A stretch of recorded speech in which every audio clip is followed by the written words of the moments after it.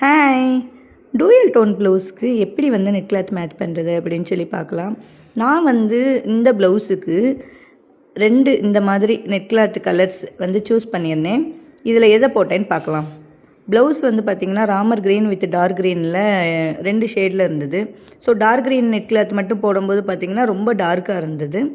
So அது வேணாம் அப்படின்னு சொல்லி நினச்சேன். அப்புறம் லைட் க்ரீன் மட்டும் போடும்போதில் அந்த லைட் க்ரீன் ஷேடு மட்டுமே இருந்தது, அந்த டார்க் க்ரீன் ஷேடு வந்து இல்லை. ஸோ இது வந்து ராமர் க்ரீன் மாதிரி இருக்குது, இது வந்து டார்க் க்ரீன் மாதிரி இருக்குது.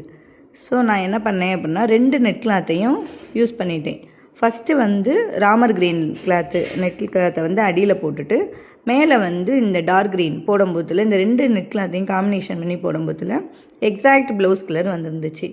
அப்படி யூஸ் பண்ணி தான் நான் வந்து இந்த ப்ளவுஸ் வந்து டிசைன் பண்ணியிருக்கிறேன். பார்த்தீங்களா எப்படி இருக்குன்னு.